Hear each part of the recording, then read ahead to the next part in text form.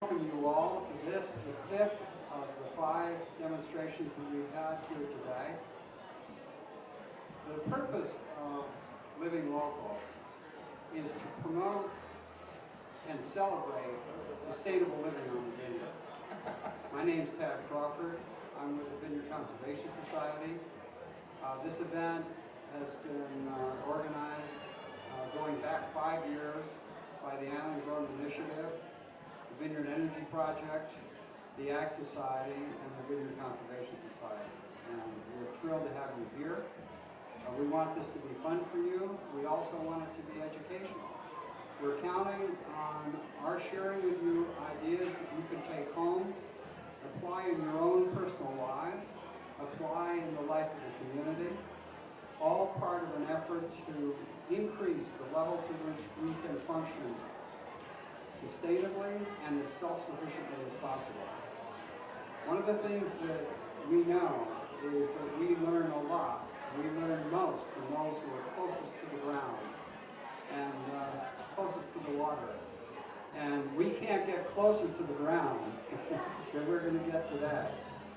So what you're going to hear is the experience of those who won ribbons in the first ever composting contest at the Ag Fair.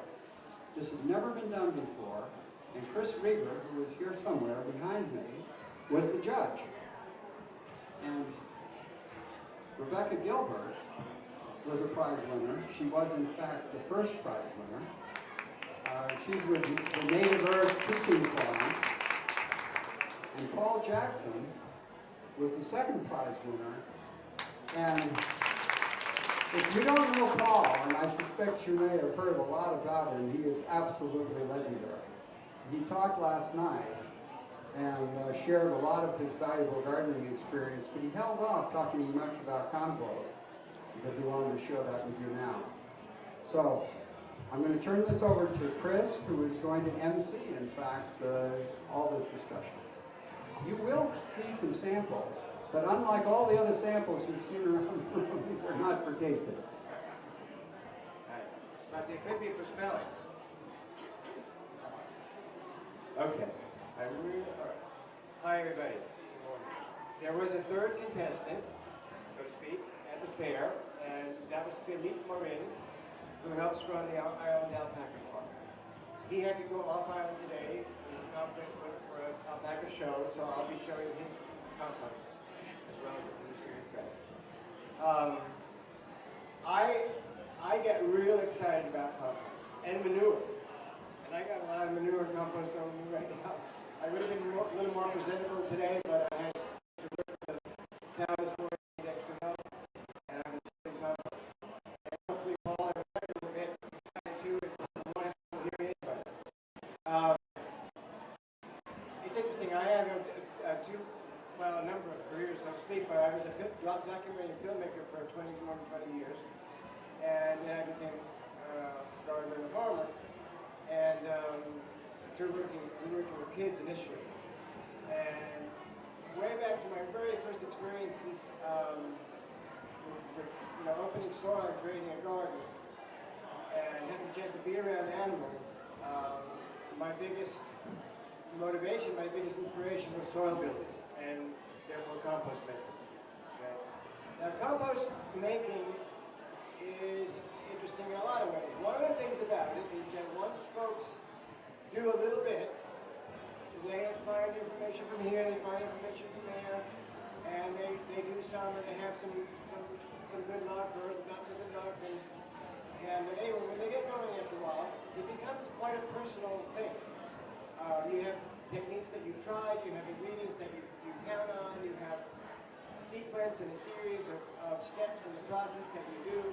And you kind of, like I said, it becomes a personalized technique, which is good and which is also can be not so good, because there are certain basics that people still try to argue about, but they're really not arguable.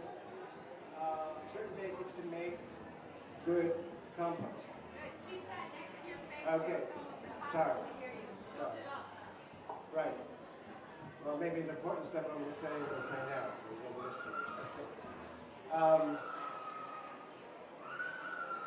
So that's interesting. The fact that there are certain basics to making good compost. The right ratio of materials. And just to explain really quick, what we're trying to do is we're trying to get organic matter of various kinds, from manure to vegetable plant stalks to food waste to green leaves to straw to cardboard to paper plates and so on, to turn back into soil. Now, I'll tell you real quick what I used to tell kids from school. I would quickly explain to them and help them get their bearings to know that everything that lives on Earth depends on green plants. One way or the other, we depend on green plants. The animals that we consume depend on green plants, and we do directly. You all know that, okay? Green plants depend on soil, okay?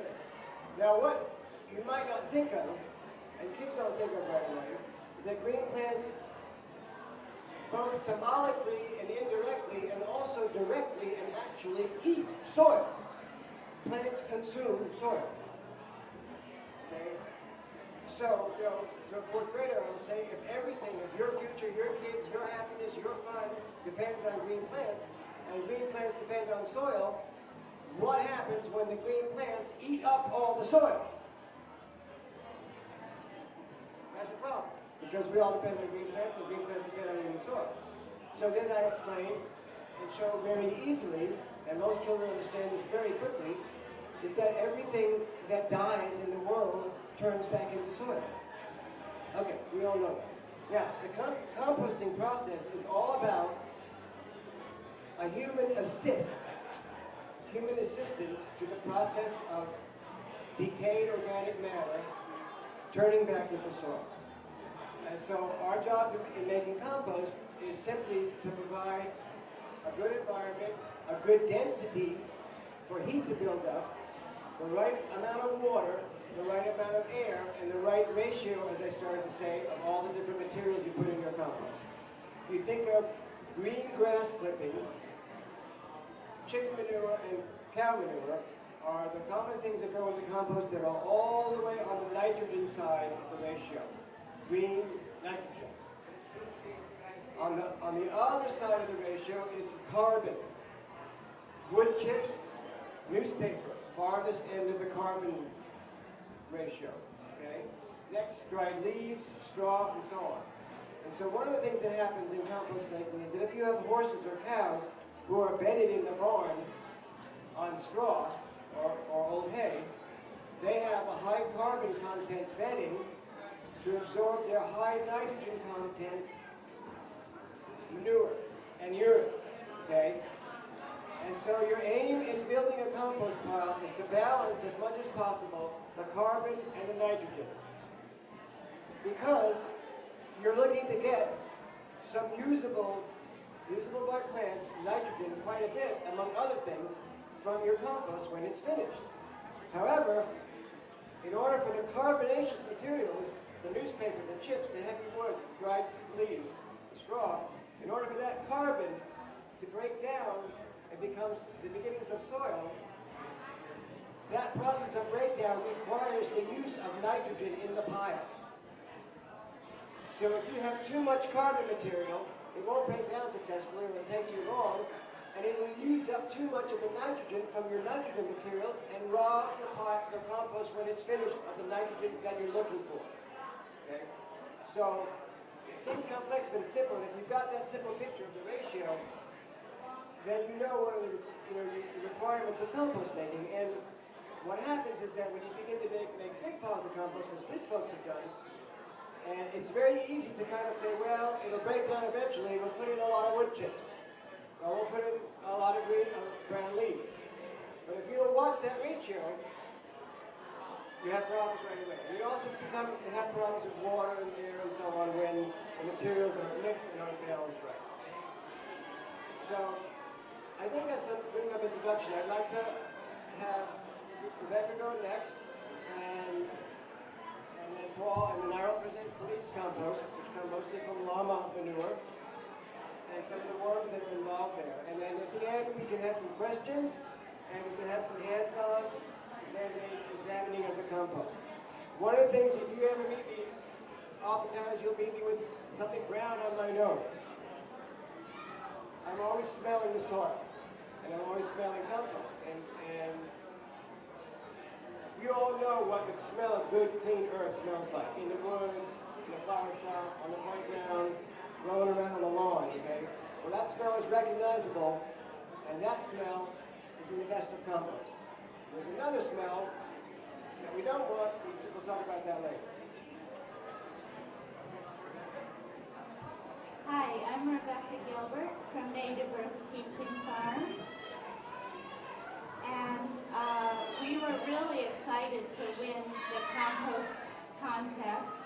When I called my sister who lives in the suburbs, she said, "This is a joke, right?" I said, "No, it's very serious." She said, "You really won a prize for your pile of you-know-what?" I said, "But it was the best." So it's not something that everyone appreciates, but every farmer and gardener appreciates it when they've had a little experience with it. So I know you would like to hear secrets for how to make great compost, and I'm going to try to tell you some of those. But to do that, I have to tell you a little bit of the compost philosophy. Now, compost is not a thing. Compost is a community. It is full of all kinds of organisms.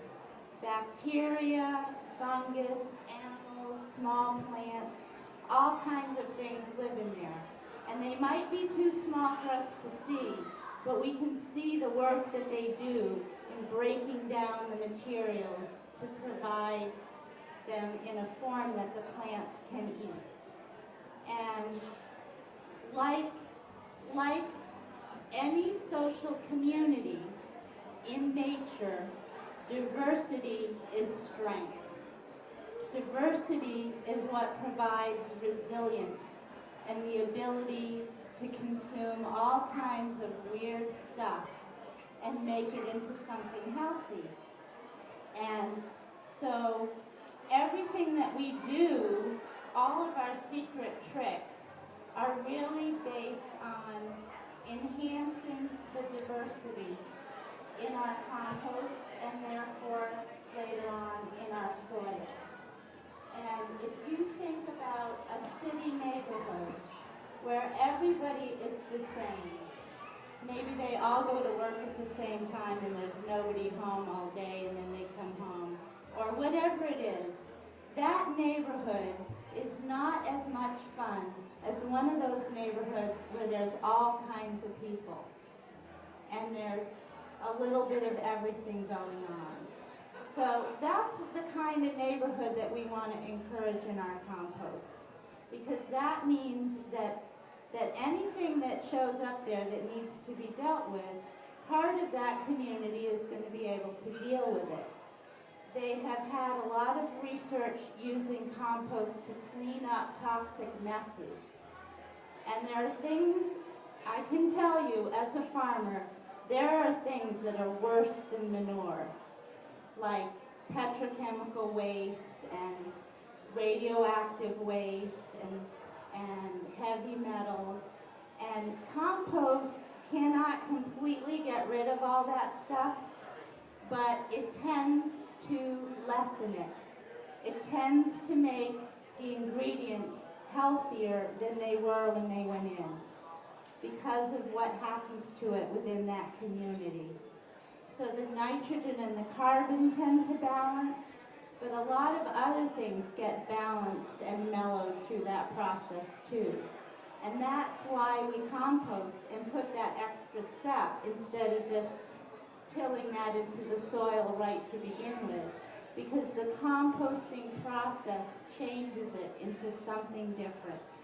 And it's alive, and it's coherent, and it is full of nutrients and also information that the plants need. So if you have a patch of soil that has been abused, compost, even tiny amounts of compost or compost tea, is a way to put those soil probiotics back into the soil so that it can start supporting itself. And you can reactivate your soil with compost or compost tea so that it can then carry on doing those processes by itself, because you have brought into that community this big diversity of organisms. So even though a lot of us were trained to think that something too small to see that is alive is a germ and is probably scary and dangerous, in composting, these invisible live things are actually our allies and our co-workers. I would not say they work for us. We just as much work for them by bringing them more food at regular intervals. But it's definitely a co-creative process.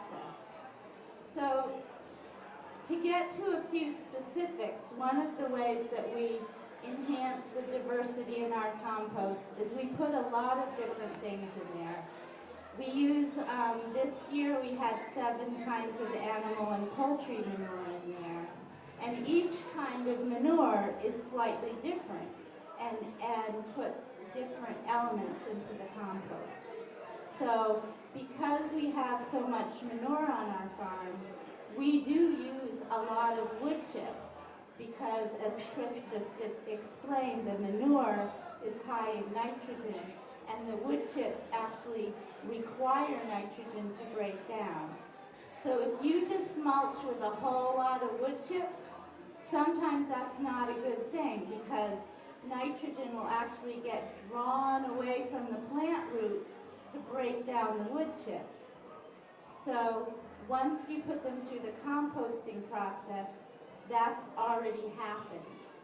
So we do use a lot of wood chips to balance out the manure, but we also use just about anything else that we produce on our farm that nobody else wants. We have a statue in our compost area, a kind of a pole, that we call the greedy guy, because he eats everything that nobody else wants. If there's something left on your plate or something that went bad in the back of the refrigerator, he gets them. And when he's done with them, they're good. They're just beautiful. And you can see some of this beautiful stuff. And another thing that before I forget, I would like to mention is that if anybody wants to take home a cupful of compost and put it in a bottle and fill it about half full with water and shake it up for a while, you have a small amount of compost tea. Try watering your houseplants with that.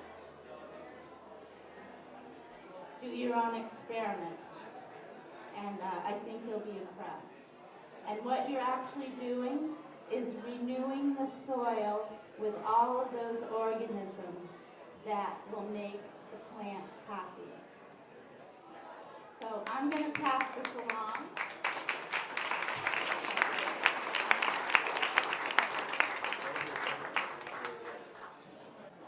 My name is Paul Jackson. I've been organic gardening all day. When we bought the land, it was actually useless. You couldn't do anything with it. And I've been organic gardening now for over 50 years. And we cleared the land slowly but surely. There was an old dump there. And we worked the land a little bit. I put in a couple of apple trees. And then as I put the apple trees in, I noticed the ground was halfway decent, but so sandy and yellow you just can't grow a thing there. Nothing at all.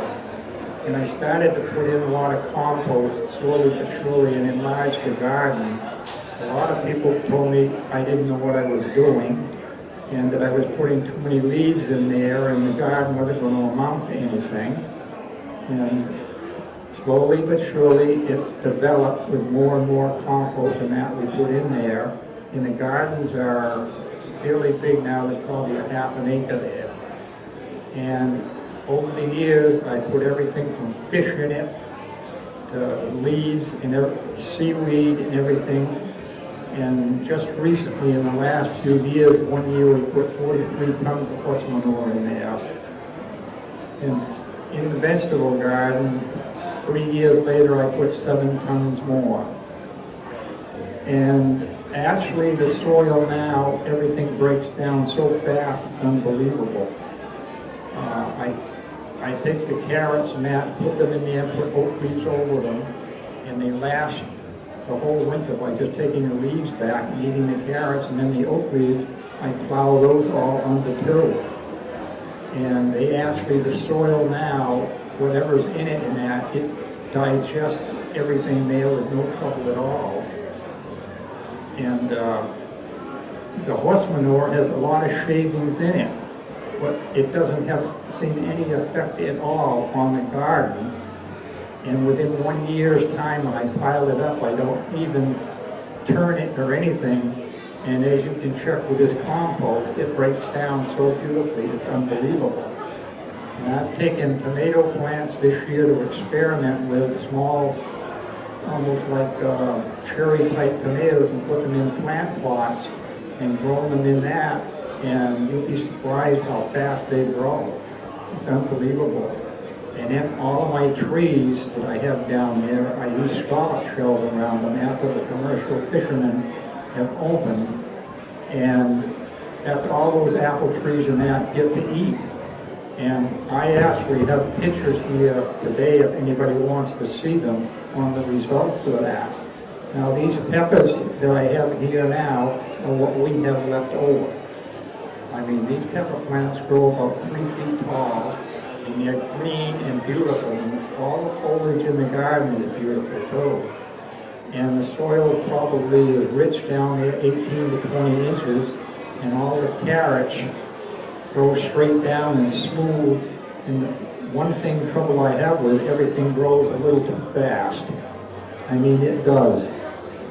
But, you know, we have cabbages this year that weigh 20 pounds. And I've got squash there, New Guinea squash that a fellow sent me the seeds for and that. And I have one there now that's 24.5 pounds. So actually, and on the pile of partially manure and partially wood chips that I have there, I mean, the pumpkins in that are huge.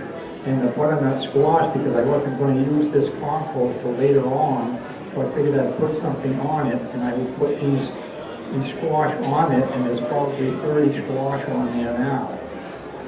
But a lot of the things in the garden, when I plant, I do it a little bit differently.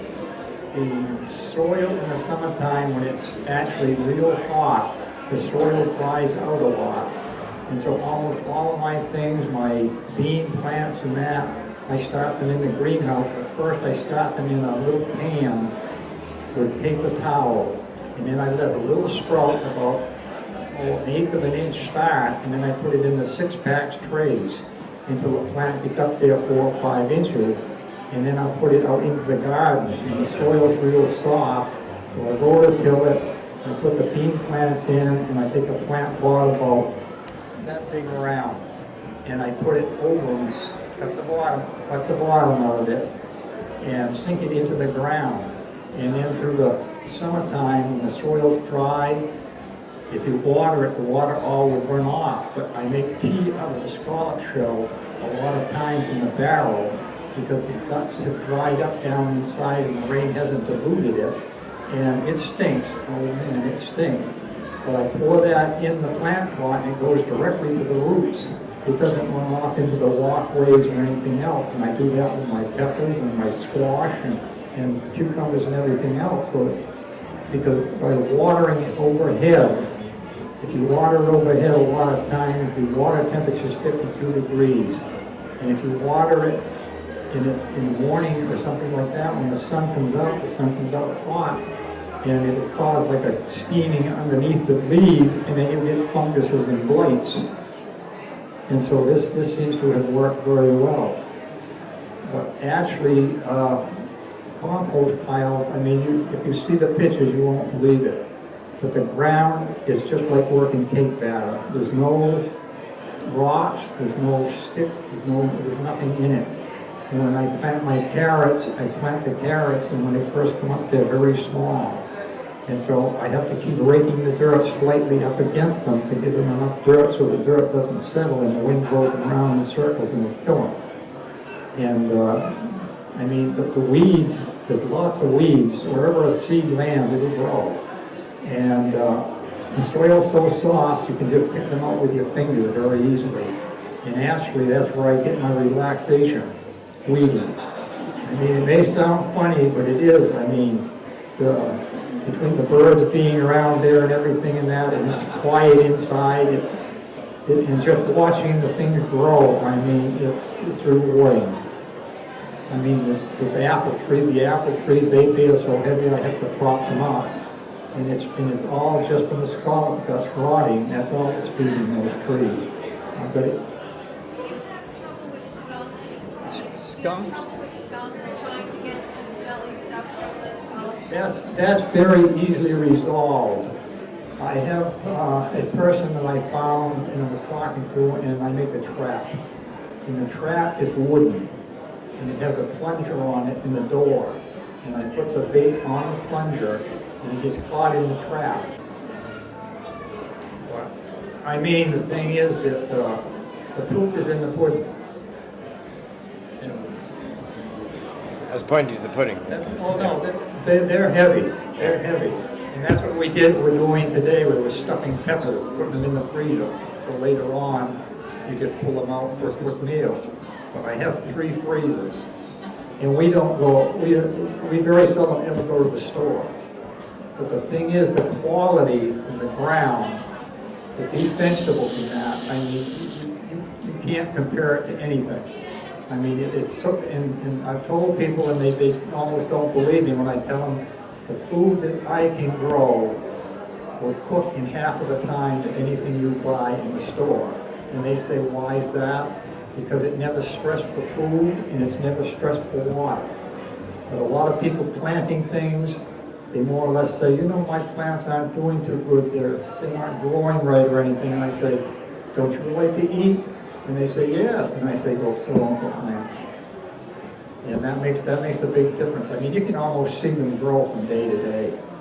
And I have a lot of elderly people that drive in the driveway, and they like to drive around and see what's going on. I tell them, you've got to come about every 3 days to a week, because everything's changing.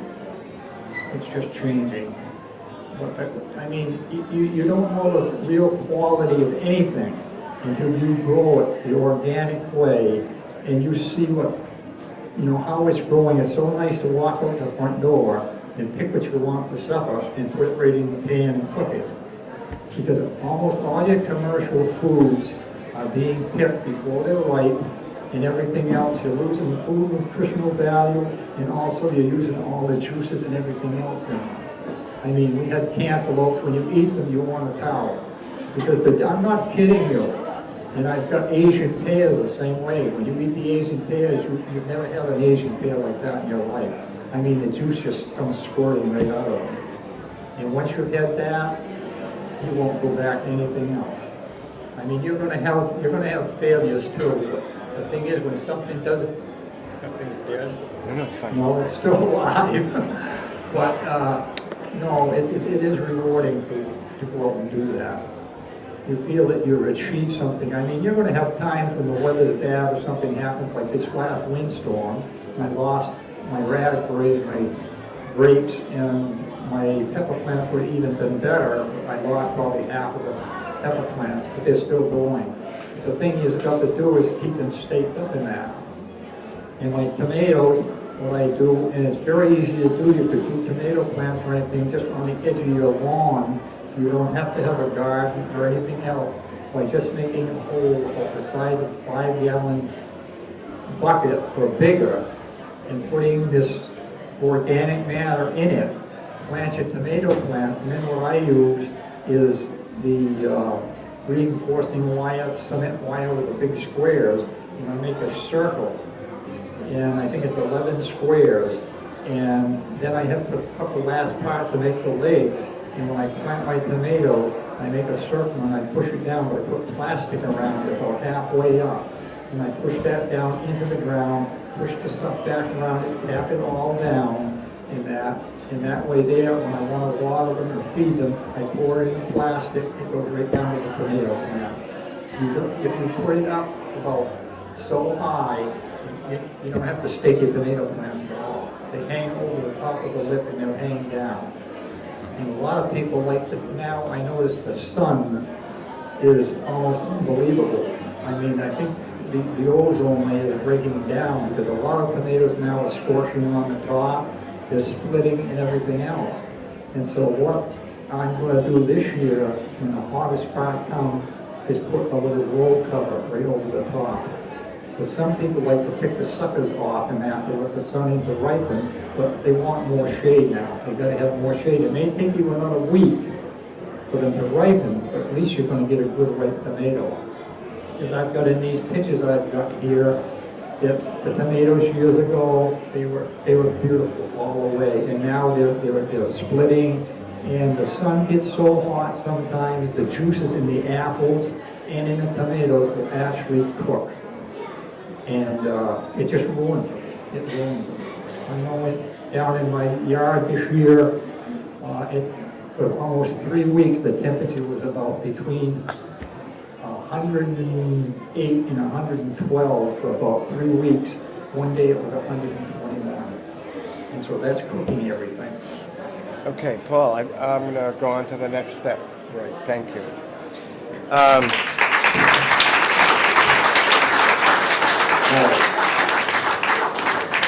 I went to Paul's garden for the first time when I went to see his compost and the gardens. And the diversity that Rebecca talked about that's in his soil is also in the garden in so many different ways. And there's a few more things I want to say, and I want to talk about Philippe's compost, but connected to all this, for those of you who've done some of this, but not more of it, so to give you a quick picture of Paul's garden. He mentioned the different materials that he uses for fertilization. He gave you a quick picture of the history. Well, one of the first things I did, I parked the car, quickly got out, and I was still on the driveway. The driveway comes in from the main street. There's gardens on this side. The major part of the garden is on this side. It's a driveway. It's more on the other side. One of the first things Paul told me was, I noticed that the driveway was all crushed oyster shells, or, oyster, right? Scallops, excuse me. And a couple big piles at the end of the driveway, near the trees and so on. Here. So there's a prevailing wind at Paul's place. It mostly blows this way, across the driveway, to the biggest part of the garden. The tires of the vehicles are always crushing the scallop shells into dust, which the wind simply blows right there, into the garden. The scallops that he brings, they still have some of the scallop bodies inside, as he said, makes tea with. He makes tea with other things, and people do make teas. But to come back to compost, and to come back to soil, the compost's major contribution into soil not only has to have fertility and balanced fertility,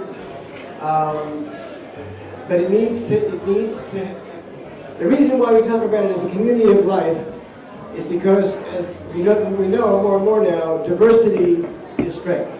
So diversity in nutrients, and especially the small nutrients and the trace elements and the minerals, this is what most of our soils are most critically missing. But also there's a thing called soil structure, which is really as important as the actual fertility and as the actual content of the nitrogen, of the potassium, and so on, because it's the soil structure that makes all these things, including water and air, available to the plants. Okay? A whole load of nitrogen in a medium that will not hold it and release it to the plant roots in a living way doesn't do you any good. Okay? So there's a little test, a little thing. So this is compost, which is some of Paul's here. It's already mostly soil. And you won't be able to see this very well, but it's not very wet. I've just grabbed it in my hand now only firmly. I haven't squeezed it yet. It's not dry, and it's not sodden like mud. It's moist, okay? But it's not so moist as mud would be that it would stick together just from its moisture, okay? So I'm going to squeeze it a little bit, okay? Now let it go, and it's held its shape in my hand. See that? Okay? We have brooms here, so I'm going to make a little bit of a mess. But it's held its shape. As I say, it is not sticking together because it's simply mud, all right? It's sticking together because of something else inherent in its structure, not moisture. Now watch my hand.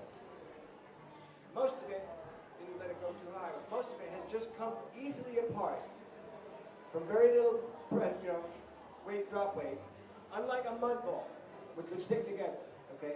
So that is a mirror of the ability of soil with good structure to hold onto water and hold onto nutrients and then let it go when the plants want it and need it, okay? It's not only a physical characteristic, it's a chemical characteristic that holds and releases. But this physical little test is a kind of a mirror of the beginnings of that. And what that's all about is that soil particles are not, and we'll be able to see something actually exactly to illustrate this. Soil is a community not only of life and living things, but it is a community of particles joined to other particles. Okay? So soil molecules are actually huge things. And there is a viscous or sticky material that the life in the soil generates, which acts to bind those particles into larger particles, into aggregate groups of particles. And it's within those aggregate groups of particles that the nutrients stay, that the water stays, and even the air stays, in such a way that they're available back to the plants. If you look at what are called earthworm castings, which is the poop that comes out of the end of the earthworm, right? That is the most highly charged, fertile soil there is on the planet. And those castings come out as fairly uniform, round particles, joined to other round particles, creating bigger round particles. Okay? And that's the shape of the poop that comes out in the worm. But it's not really. And it is, because it probably gets round as it comes out. But it's also the beginnings of that structure that I'm talking about. And if you look at good soil, like you rip up a little bit of turf and wipe what's around the roots and wipe what's underneath that. In other words, soil that has been recreating and creating and recreating itself by the action of the plant's roots as well as the worms going by. But even without the worm castings, good soil structure has that same circular aggregate particles, circular, smaller, bigger, joined together. Okay. Yes. You mentioned a ratio of carbon to nitrogen. Yes. Roughly, what is that? Excuse me? Yes, she asked what the measure or the gauge mathematically is the ratio between carbon and nitrogen. You can find scales printed which give number values to various carbon materials and number values to nitrogen materials. They pick a balance in between, and it's a little to the high side to the nitrogen side in the middle, if I remember correctly, which is your balance. But you really kind of need to tape like that to be able to see that. Yeah. Home composters who do not have access to that wonderful material, what do you suggest for the carbon? Okay. You asked without animal manures to help your compost, what would you suggest? Again, the animal manures are on the nitrogen end. Right. So you have food waste, which is going to be high nitrogen. And, leaves, dried leaves are very good. Straw is very good. Shredded newspaper is very good. There's a couple of old myths, so to speak, that go around and that I like to dispel. A lot of people have said, and you hear that hardwood leaves are not good for the garden because they're too acid. This is not true. Only certain oaks and a concentration of oaks can be a little bit acidic, but if you have earthworms working in your compost and in your garden, and you have fairly healthy soil otherwise, for instance, if you were to mulch with leaves, hardwood leaves, okay, that's a lot of leaves. But if your soil has some decent life to it, and if there's some earthworms working, the microorganisms, the bacteria, the earthworms, and the plants themselves, the roots of the plants themselves, are always working together in your soil to balance the pH of the soil. So the additional environment that you give the earthworms, for instance, by mulching with leaves, okay, which you can work up underneath there and holds the moisture, and the help and the balance that you give to your compost piles by adding leaves in there, are only going to encourage worms and the diversity of bacteria in your compost pile, and that should keep your pH where you want it. Dried leaves are so valuable. Another thing about leaves on big trees is that the roots of big trees go down very far. And one of the biggest problems we have in our soils generally, even well taken care of soils, is that we're still missing the broadest spectrum of trace elements and minerals that we need, because they've been exhausted in many cases. But they're deeper. A lot of them still remain in larger amounts deeper down, so tree roots, large tree roots, go deep down, bringing them up, put them in the leaves, that goes in the soil. That's why seaweed is also so wonderful. Because it has the trace elements and minerals that the ocean waters still have that we do not still have on the soil. So I'm going to talk a little bit real quickly, and then I'll take a few more questions. But I want to present quickly Philippe Marin's compost that he was not able to present here. And the unique thing about his composting process is that he does not have a lot of diversity, because he has one kind of animal on his farm and a lot of them, alpacas. Okay, and alpacas, like sheep and goat, have little discrete packages of manure, okay? And they're rather hard, so they don't mush out and spread and mix into things like cow manure or even horse manure does, all right? And therefore they can dry out more quickly. And again, you know, the details of how your moisture content should be and your air should be, basically, your compost pile should never get dry. It should also not be dripping. The microorganisms need moisture, but the air needs to circulate, and if it's too wet, the air can't get through, and if it's too wet, it can drown the microorganisms. Okay, but it's very important, moisture and air. So what Philippe does, he has some certain amount of straw and hay that he mixes in with the alpaca manure, but then he is taken to using cardboard, and a lot of it. Okay, cardboard is organic material, it's paper, it's wood, it will break down. It tries to avoid the tape and the ink, but even that will be somewhat purified in the end by the compost process. The great thing about the cardboard is that it holds moisture. And so if it's sort of mixed fairly well through the pile, it will hold a certain amount of moisture that will otherwise leach out of the pile, this pile, because it's mostly alpaca manure. Also gives a lot of carbon. Being paper, being from wood, it has a high carbon content. So, and then he has, down there at the Island Alpaca Farm, he has concentrated on the worms in his piles. And by keeping the moisture a certain degree, by either watching the temperature of his piles, not so much for the high heat cooking that his compost wants, but to encourage worm growth. So he has millions of the smaller of the earthworms that are common, the ones that work the piles and the manure first. When they're more decayed, the larger earthworms work the piles. So he has encouraged a lot of earthworms growing, and there's a big hunk of them in here, if anybody cares to see them. And that's been a big success of his composting process. Now, just very quickly, all right, first of all, any more questions? Yeah. Yes? I want to say first to Mr. Jackson, To Paul Jackson, I've admired your vegetables over the years, so it's really funny to see that it was prize winning. I was wondering who grew all those vegetables that won all those prizes. But my two questions for composting are, one, seaweed was mentioned. Is it better to, I sometimes use that as a mulch after I've taken out some of, let it sit in the yard with some of the salt out. Can I use it as a mulch? Is that good, or should I add it to the compost?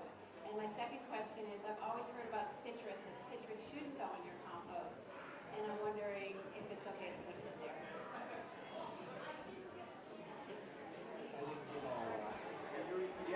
Yeah, Paul, you asked me about seaweed and the relative benefits of using it directly as mulch or by composting it first. And also she was asking me about citrus, like this orange rind. Yeah, okay. Seaweed. The seaweed there, when I could get large amounts of it, I would pile it up in a big pile like a hay mound, and I would get it in the fall. I would leave it there until in the spring, and then I had a small fine killer. You could probably use something else, and it would break it all up into little teeny pieces, so when you put it in the garden, if you fill it, it would wrap around the tines. And I can add something to that. It would make great mulch, and you would get some of the value. you letting it age a year like that, you could chop it, you know, and get it farther into the soil, you get value there too. It would be great in your compost pile. And one thing that you should know, that a lot of materials like seaweed, which can be a direct fertilizer, and even soil amendments, even for instance lime, rock dust, which contains minerals and trace elements, you can put them directly into the soil in the garden. But anything you put, like those materials, like those kinds of amendments, anything you let be part of your compost first, is that much more advantageous because those nutrients and those materials that are coming from that good stuff that you want to add to your soil are in the compost pile going to become integral parts of that soil structure. And the various life that's going on in there is going to grab those great things from those materials and put them in packages that are even better for the plants and even more available to the plants once it goes through a good composting process. So, Citrus? oh yeah, whether citrus, orange peels and lemon peels, whether citrus is good for the compost in this area or not so good. She was wondering if it was something that should be in the compost pile.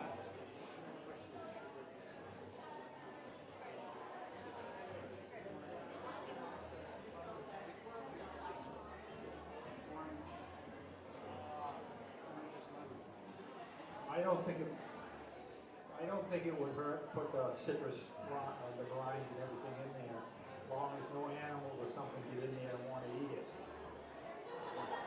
I've heard that some people say that worms don't like citrus too much. My advice would be, just don't put an enormous, don't go to the juice bar and get all their orange and lemon peels and put them all in one place in the compost because you might render it inhospitable for earthworms.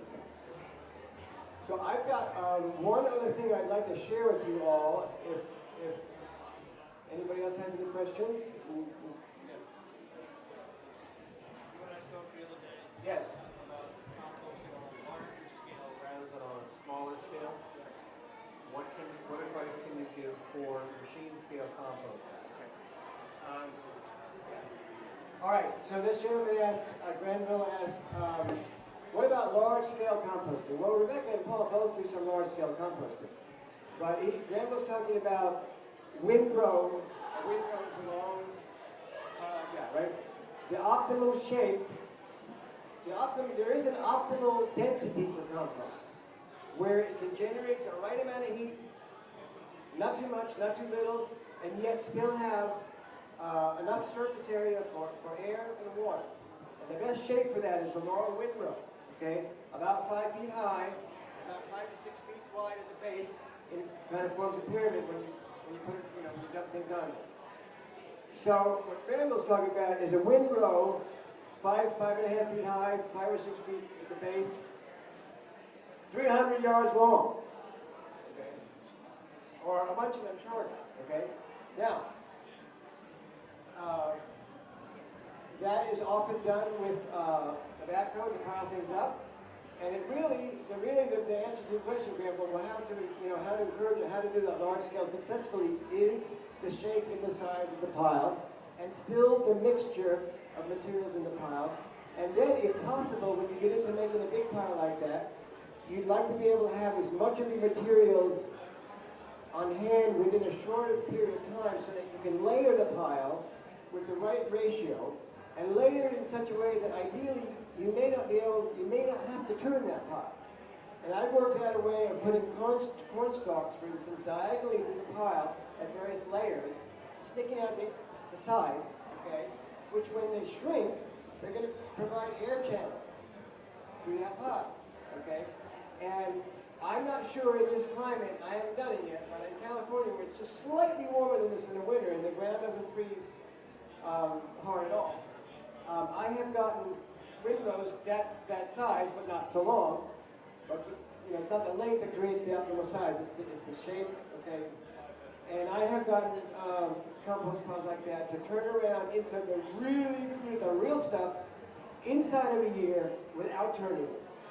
Okay. And I think the timing there, the fact that it never shuts down all the way in the winter, or as far as the time. Now, let me quickly introduce you to something. Okay. Do we have something that's coming in right here? Yes. Just a quick question. Yeah. Do you guys sift your compost before you put it in the garden? Some Sift it. Right. Here's a box of screen compost here. Complete. Okay, you can see on that thing. And in this box, by the way, if you come to look, in this screen compost, you can see that particle circularness that I talked about. Some people sift it with a very wide hole mesh and take this material that's not broken down and put it back in the pile, okay? Some people, if they're doing seed beds or planting trays, you might sift it to get a finer seed bed, but it's not necessary. And you can tell rough stuff like some of this right into the garden. Real quick, on the table is going to be an information sheet on a new project that Philippe and I are trying to instigate or stimulate, okay? And for right now, the working title is the Island Cooperative Compost Project. There's a takeaway sheet here, and there's a sign-up sheet for your email addresses so that we can ask you how we might serve you and how you might help the project. So the takeaway sheet has information about why we'd like to do this project. The goal is to try to foster and actually do a lot more compost making of a better quality on this island to serve the farmers, the gardeners, the landscapers, and so on. Now, if you take one of these sheets for this information, it has our information on it, please do not drop it on the ground outside. Recycle it properly. My best advice is to give it to your neighbor when you're done with it. Okay? So please feel free to come on up, look at the piles, put your hands in them, ask us questions, and take a sheet. Hold just a I'd second. like to add that if anyone wants to tour our compost piles, we're having an open house at our farm a week from today, next Saturday. And it's going to be our popcorn festival, but we're also going to have tours of our compost. If anyone wants to see it more up close and not more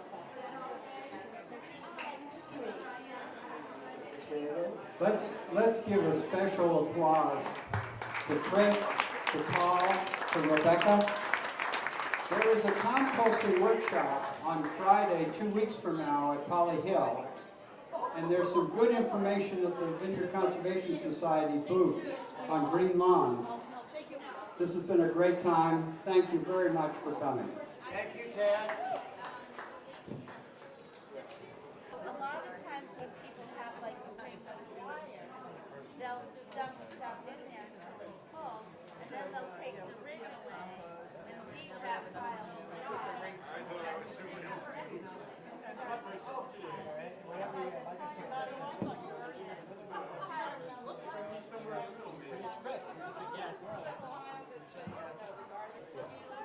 Yeah, yeah. So now, and if it looks anything like any of these, So this, right here in my hand, is some of Philippe Marin's compost that's been screened, been put through about a 1/4-inch hardwood cloth screen. So since there's no big chunks, the little aggregate soil particles stand out, and a lot of this is earthworm castings too. This is the same compost right here that's not been screened, and there's one of the little red wigglers right there, the compost worms. Okay. This is slightly younger, not quite as broken down from Philippe's. And let's see if we can find an earthworm right here. Hold on, a big clump. You see that? So there we go, that's what we're looking for, okay? So these are the red worms. They're known as red worms, manure worms, compost worms. Oh, man. These are the worms that work the compost first. These smaller earthworms are the worms that work the compost piles and the manure first before the larger earthworms. They can't really work well in pure manure, although they do get into some of it. They need some bedding, some carbon material. But they'll work and multiply, and when they're done, they'll find another place with a similar stage of life and need for decomposition. Generally in a compost pile, these worms will leave and the larger worms will take over. But it can work different ways.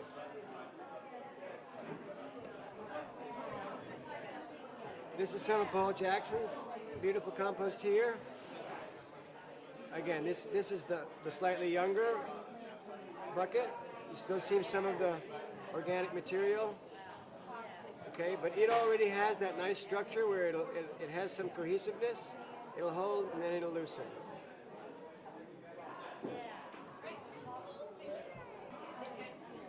And this is some of Paul's older, more finished compost. And it really is broken down nicely. Holds. And normally compost of this kind has too much organic material to really hold, but the soil particles in between that have formed are binding it. See that? Beautiful.